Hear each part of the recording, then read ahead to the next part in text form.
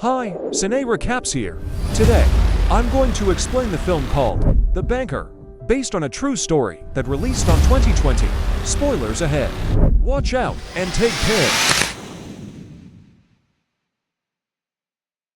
Don't be misled by this worn-out hat. Underneath it lies a sharp business mind. This young black boy, Bernard Garrett, works as a shoe shiner, but pay close attention. He deliberately sets up his stand right in front of a bank, ensuring that all his customers are wealthy white men. He isn't interested in the small change he earns from shining shoes. Instead, he takes his time, carefully listening to the financial conversations these men have while they wait. As soon as they leave, he quickly writes everything down in a notebook. What he truly values is the financial knowledge he picks up from them. Even as a child, he knows that his ultimate dream is to become a banker. This is Texas in 1939, a place where black people face extreme discrimination. His father, with a heavy heart, tells him that his dream is impossible. But Bernard's eyes are filled with determination. 15 years later, as a grown man, Bernard moves to Los Angeles with his wife, Eunice, and their children. While racism is still present, it isn't as severe as in Texas. Seeing an opportunity, he decides to start his own business. The family of three is forced to live in a cramped, run-down utility room in a relative's house. But Bernard makes a promise to his wife. They won't be staying there for long. He begins working as a real estate agent, scouting the city for properties. Through sharp observation, he notices something important. Los Angeles black neighborhoods are overcrowded, while many white areas have vacant homes. Black families have the need and the financial means to rent, but no real market exists to serve them. This presents a huge business opportunity in real estate investment and rentals. One day, Bernard comes across a white-owned apartment building with overgrown weeds in front, clearly in poor condition. But unlike everyone else, he sees its potential. The building sits right next to a black neighborhood, making it a prime location. He approaches the owner and says, "You've only rented out half of this building. Why not sell it to me? I'll pay you $30,000 now, and another $5,000 once I've rented out all the rooms." The owner is intrigued, but reluctant. He doesn't want to take such a risk. Bernard understands and prepares to leave. But then, his eyes catch something. The owner's calendar, which has a bank logo on it. That sparks an idea. He politely says goodbye and heads straight to the bank, looking for the manager, whose name was on the calendar. However, when he arrives, the bank manager's secretary refuses to let him in, making it clear that she doesn't take black clients seriously. Bernard doesn't give up. He waits outside the bank for hours, and when the manager finally steps out, Bernard approaches him directly. "I know one of your VIP clients," he tells the manager. "My business will benefit him, and I'd like to request a loan." But the manager rejects him outright. That night, Bernard gets an unexpected call. It's the apartment owner. "Did you use my name to try and get a loan?" the owner asks. Bernard has no choice but to apologize. But instead of being angry, the owner is impressed by Bernard's persistence and determination. Seeing his drive, the owner decides to vouch for him. With this backing, Bernard secures his very first loan and buys the property. Not long after, an elderly white woman returns from shopping and sees Bernard standing near the building. Her face twists in disgust. "What are you doing here?" she snaps. Bernard, calm and collected, replies, "I'm renovating the apartment." With a sour expression, she sneers, "Workers like you better be careful." But Bernard doesn't flinch. "Don't worry, ma'am," he says. "This is my building. I'll make sure it's well taken care of." Stunned, the old woman storms off. Minutes later, the police arrive. "An elderly woman reported you," an officer says. "Did you falsely claim to own this building and argue with her?" Bernard doesn't panic. Instead, he pulls out a copy of the property deed. He had anticipated trouble and came prepared. The officers check the document, realize the building is legally his, and leave in frustration. That night, Bernard returns to his property. The same old woman is standing outside and immediately orders him to leave, insisting that it's too late for renovations. Bernard, unfazed, responds, "I'm not a worker anymore. I'm the owner now." Speechless, she stares at him in disbelief. A few days later, she moves out in anger, unwilling to share a building with a black landlord. As soon as the elderly woman moves out, Bernard rents her house to a black tenant. Just as he predicted, the demand for housing in the black community is enormous. The building fills up quickly, and Bernard makes the agreed-upon follow-up payment to the previous owner. Impressed by Bernard's business acumen, the former owner proposes a partnership. Bernard selects a property and calculates its potential earnings, while the former owner negotiates the transaction and finalizes the deal with him. They make sure white buyers remain unaware that they are doing business with black people and agree to split the profits.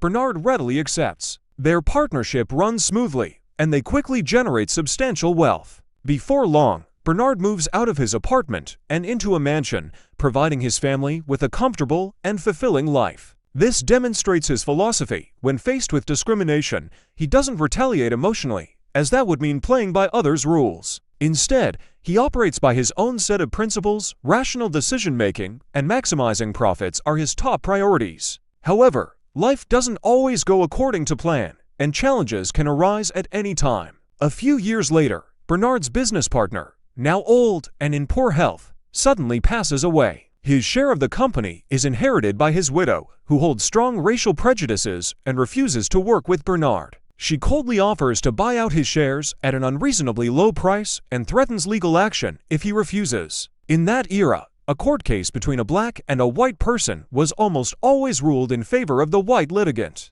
Unwilling to accept such blatant injustice, Bernard decides to fight back in court. But to strengthen his case, he needs someone to testify about his partnership with the former owner. He turns to the bank manager, only to find that the manager has sided with the widow and is now avoiding him. Deeply frustrated, Bernard stands inside the bank, scanning the grand and well-organized building, a stark reminder of the systemic discrimination entrenched in society. He recalls the countless times he has been treated with disdain simply because of his race. In that moment, a bold idea begins to take shape in his mind. There are 4 banks operating in this building, all of which have shut their doors to him. So, he thinks to himself, I'll buy the entire building. Let's see if they dare discriminate against me then. Bernard approaches Joe Morris, another black real estate developer in Los Angeles, and shares his vision. Initially, Joe is convinced that Bernard has lost his mind. The property's value is astronomical, and no black person has ever purchased land in downtown LA.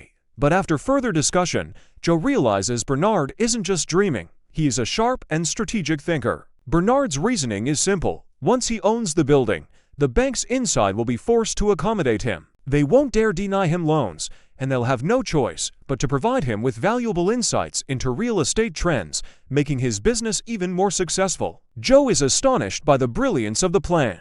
After reflecting on it, he sees the potential. Despite his wealth, he still faces obstacles imposed by white business owners. But if he and Bernard can take control of a building that houses white banks, they'll gain more influence and, ultimately, more financial power. However, they know that white property owners won't negotiate with them directly. They need a frontman, a white intermediary to act on their behalf. Fortunately, Bernard already has someone in mind, Matt, the contractor who has been helping him with renovations. Matt is honest, hardworking, and ambitious, but he lacks experience. So, Bernard and Joe take it upon themselves to train him. They teach him about real estate, business etiquette, and even golf, a sport essential for networking with wealthy elites. Matt quickly adapts, mastering the game and learning to calculate property values on the spot, making him appear as a sharp, young entrepreneur. At a golf club, Matt accidentally meets the owner of the bank building, a meeting orchestrated by Joe.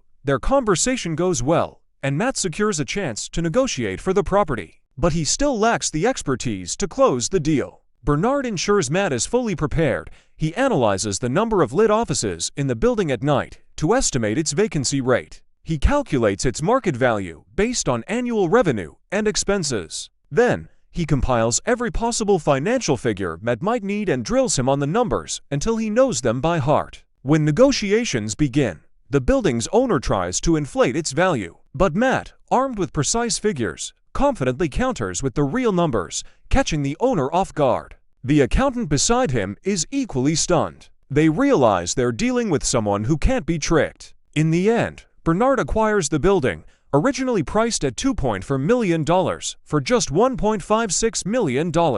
From that moment on, every bank president in the building greets Bernard with a handshake whenever he enters. The once dismissive bank manager is left speechless. With newfound access to financial backing, Bernard and Joe's real estate empire flourishes. They dismantle the rigid racial zoning laws of Los Angeles, allowing black families to move into previously segregated white neighborhoods. Before long, their influence reaches the highest levels of government, and they are even invited to meet the vice president. In 1963, Bernard takes his family back to Texas to visit his father, Britton. After dinner, Britton expresses his pride in Bernard's accomplishments. The following day, Bernard strolls through town with his son. Before he realizes it, they're standing in front of the bank where he once worked as a shoeshine boy. At the time, Texas was one of the most racially divided states in America. There, they see a young boy polishing shoes, just as Bernard once did. But to his shock, the boy only serves white customers.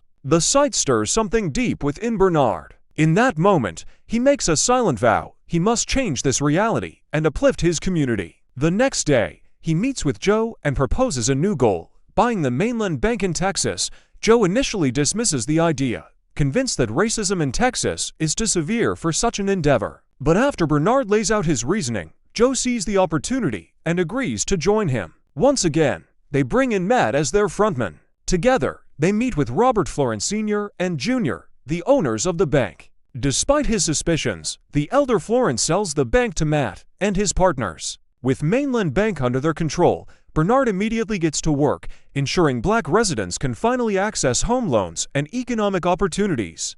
Everything runs smoothly for a while, until Robert Florence starts digging into the bank's loan approvals. One day, Florence follows Matt and confronts him, Bernard, and Joe. He presents them with an official letter from the U.S. Treasury Department, warning that the bank will be audited in 1 month. After he leaves, the team strategizes their next move. Matt proposes a solution, buying another bank and transferring the questionable loans from mainland to the new institution. Bernard identifies the Bank of Marlin Moore as a viable option, but worries about oversight.